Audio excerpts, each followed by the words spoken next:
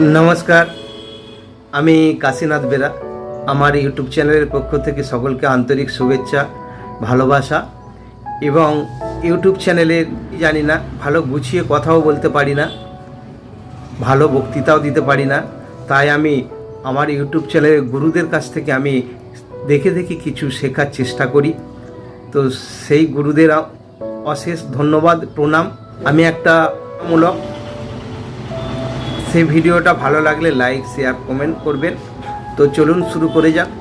দেখুন, আজকে আমাদের সমাজে প্রতিনিয়ত প্রতিদিন আমাদের কিছু না কিছু শিখতে হয়। আমি তো মনে করি প্রত্যেকটা দিনই আমাদের স্কুল বা কলেজ লাইফ, প্রত্যেক দিনই আমাদের প্রত্যেকটা মানুষের কিছু না কিছু শেখা দরকার।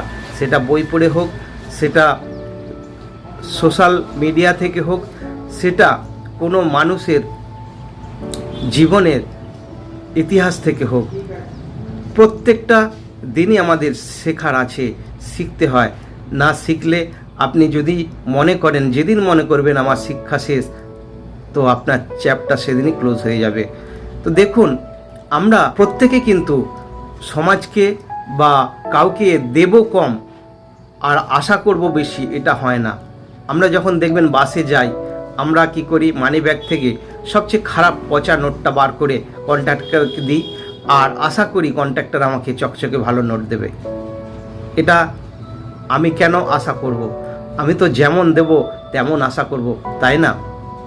আমি যদি কারো বিপদে এগিয়ে যাই, কারো বিপদে দেখবেন বেশিরভাগ মানুষ যখন কোনো বিপদ হয়, কিছু ভিক্ষা চায়, তখন আমরা পকেট থেকে হাঁদড়ে হাঁদড়ে সবচেয়ে ছোট কয়েনটা বার করার চেষ্টা করি, সবচেয়ে ছোট নোটটা দেওয়ার চেষ্টা, আর আশা করি বেশি পাওয়ার, লটারি কাটি বড় প্রাইজ পাওয়ার জন্য। যখন বিপদ আসে মনে করি কেউ আমার পাশে এসে সাহায্য করবে। বিপদে লম্বায় বড় যে বড় হয় না, টাকায় বড় সেও বড় হয় না, বড় সেই হয় বিপদের দিনে যে এগিয়ে আসে।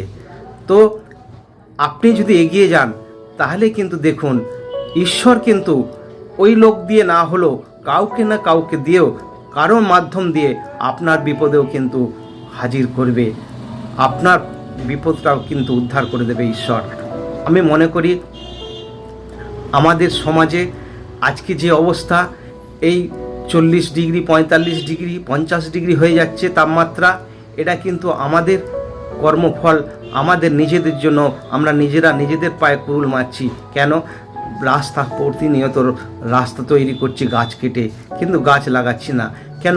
আমরা একবারও তো কই যখন প্ল্যান নিই বাড়ির, তখন তো সেই প্ল্যানে কেউ বলে না এই দিকে ঠাকুর ঘর হবে, এই দিকে রান্নাঘর হবে, এইদিকে কিচেন, এইদিকে শোবার ঘর হবে। কই একবারও তো বলে না যে আপনার এই দিকে দুটো গাছ লাগানো দরকার। এটা তো অবশ্যই করা দরকার। না হলে প্রকৃতি থেকে অক্সিজেন নিচ্ছি, অথচ দিচ্ছি কি বিষ, কার্বন ডাইঅক্সাইড দিচ্ছি। তাহলে আমাকে এই প্রকৃতিতে থেকে অক্সিজেন সাপ্লাই করার জন্য কমসে কম দুটো গাছ লাগানো উচিত আমি বলে মনে করি। এটা তো বাধ্যতামূলক। যারা কল কারখানা করছে, যাদের গাড়ি আছে, তারা তো এই সমাজে, এই পৃথিবীতে বিষাক্ত আরও বেশি করছে। কেন? তাদের লাইসেন্সটা যখন রিনিউ হয়, কেন বলা উচিত নয় যে আপনি আপনার জায়গা না থাকলেও রাস্তায় দুটো গাছ লাগান? সেই গাছ লাগিয়েছেন, সেটা বেঁচে আছে কিনা দেখে তবে আপনার লাইসেন্সটা রিনিউ করব। এগুলো আমার ব্যক্তিগত মত।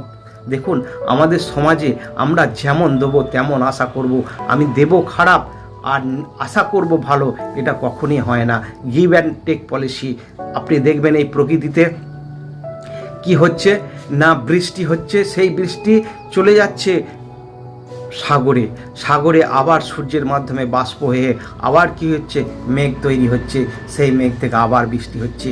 এই যে একটা সার্কেল, এটা চলতেই থাকবে, নিরন্তর চলতেই থাকবে। কিন্তু আমরা সেটায় বাধা দিয়ে দিচ্ছি। যাকে আজকে আমাদের কিন্তু শেখার শেষ নেই। যে কথা বলছিলাম, আমরা শুধু বই থেকে শিখতে পারি না, শুধু সোশ্যাল মিডিয়া থেকে শেখার জায়গা নয়, আমরা এই সমাজে যে ঘটনা ঘটছে সেই ঘটনা থেকেও শিখতে পারি। দেখুন, রিসেন্টলি যে ঘটনা ঘটলো, কত ছেলের চাকরি চলে গেল। কেন? না তারা বেআইনিভাবে কি করেছিল, চাকরি ঘুষ দিয়ে নিয়েছিল। তাই চাকরি চলে গেল। এটা তো উচিত নয়।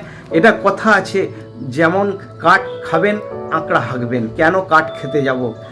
দেখুন, আমরা এগিয়ে যাওয়ার জন্য শর্টকাটে চিট ফান্ডে টাকা রেখেছিলাম, প্রচুর তাড়াতাড়ি বড়লোক হয়ে যাব, সব টাকা উড়ে গেল। চিট ফান্ডটা নতুনভাবে এলো, প্রোডাক্টের মাধ্যমে প্রোডাক্ট কিনো, গায়ে মাখো। যে প্রোডাক্টটা আমরা খাচ্ছ, বিক্রি করছো, যেটা কিনছো সেগুলো বিষ, আর আমারগুলো ভালো, কোনো ক্ষতি করবে না। 1 টাকার আপনাকে প্রোডাক্ট দিয়ে সেই খাটের তলায় প্রোডাক্ট রয়ে গেল, টাকা নিয়ে বেরিয়ে গেল। আবার শেয়ার মার্কেটের রূপ নিয়ে কিছু চিট ফান্ড এলো, আপনার বহু টাকা নিয়ে গেল, নিয়ে চলে গেল, কিছুদিন দিল, দিয়ে চলে গেল। এবং প্রথমে যারা এসছিল তারা কিন্তু এক শ্রেণীর লোক প্রত্যেকবারই বড় লোক হয়ে যাচ্ছে, ধনী হয়ে যাচ্ছে। এটা থেকেও, এই সমাজ থেকেও শিখতে হবে। তাই চলুন, আজকে আমি মহাপুরুষদের কয়েকটা বাণী নিয়ে এসেছি। সেই বাণীগুলো আপনারা প্রত্যেক দিন শুনবেন, আমার থেকে না হলেও অন্য কারো কাছ থেকে শুনবেন। কমসে কম আপনি ভুলগুলো তো শোধরাবার চেষ্টা করতে পারবেন। আপনি দেখুন, আগুনে হাত দিলে হাত পড়ে, কেউ না কেউ আগে হাত দিয়েছিল, তবে তো বুঝতে পেরেছি যে আগুনে হাত দিলে হাত পড়ে। সুতরাং কথা না বাড়িয়ে চলুন, আমি মহাপুরুষদের কয়েকটা বাণী পড়ে শোনাচ্ছি। যদি কারো আচরণে বুঝতে পারো সে তোমাকে অবহেলা করছে, তবে কষ্ট হলো নিজে থেকে সরে যাওয়াটাই ভালো। যদি তুমি কখনো অপমানিত বোধ করো, তবে অপরকে সেটা বুঝতে দিও না যে আমি অপমানিত হচ্ছি। জীবনে সেরা শিক্ষা পাওয়ার জন্য কারো না কারো কাছে একবার অন্তত জীবনে 6টি নীতি মেনে চলো। প্রার্থনা করার আগে বিশ্বাস করো, কথা বলার আগে শোনো, খরচ করার আগে উপার্জন করো, আর কিছু লেগার আগে চিন্তা করো, হাল ছাড়ার আগে চেষ্টা করো, মরার আগে বাঁচতে শেখো কিভাবে বাঁচতে হয়। খারাপ মানুষের সাথে সমঝোতা করতে নেই, কারণ সমঝোতার পর সে আরও ভয়ানক খারাপ হয়ে উঠতে পারে, এটাই বাস্তব। কিন্তু যে তোমাকে বড় করেছে তার সামনে কখনো বড় হতে যেও না, এটা কিন্তু স্বামী বিবেকানন্দ বলেছেন। আপনার পিছনে কেউ বাজে কথা বললে 3টি কারণ: যখন তারা আপনার অবস্থার পৌঁছাতে পারে না, অথবা আপনার যা আছে তাদের সেগুলো নেই, তারা আপনার মতো হতে চায় কিন্তু হতে পারে না। গরিব সে নয় যার টাকা পয়সা নেই, গরিব তো সে যার একটা সুন্দর মন নেই আপনার মতো। তেলযুক্ত খাবার আর তেলযুক্ত কথা দুটোই কিন্তু সুস্বাদু ও মিষ্টি। প্রথমটা নষ্ট করে শরীর, আর দ্বিতীয়টা নষ্ট করে এই সমাজ।